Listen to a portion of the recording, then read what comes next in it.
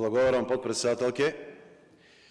Колега Бочварски, немаше да се јавам на реплика, се додека не го споменавте Штип и затварањето на основното училиште Гоце Делчев.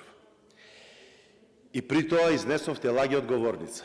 60 ученика во основното Гоце Делчев, во основното училиште во Штип, нема запишено веќе 4 години.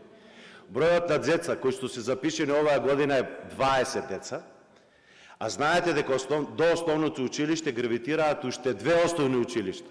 Ванчо Прке и Тошо Арстов, и тоа на 1 километар растојание од самото основно училиште. Дополнително, анализата е направена.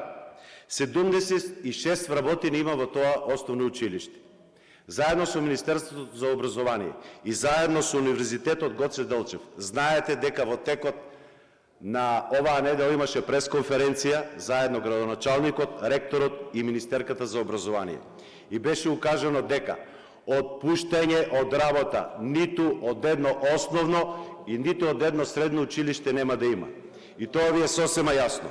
Дополнително, од тие 76 вработени, во текот на постапката на затварањето на училиштето, 20 вработени ќе се пензионираат во рок од 5 години, а анализата покажа дека во општина Штип ќе бидат пензионирани 86 наставници во сите основни и средни училишта.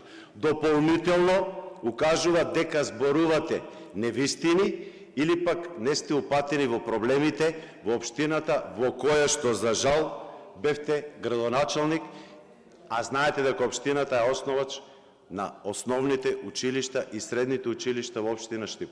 Дополнително укажавте дека има 2 државни училишта во општина Штип. Не Бочварски, има 3 државни училишта, затоа што средното општинско училиште Колен Ехтенин веќе од ланската година е државен ресурсен центар во кој што ќе бидат инвестирани 3 милиони денари од страна на Министерството за образование. И тоа е податок кој што вие треба да го знаете. Благодарам. Пријавете се прво, бе молам. Колега.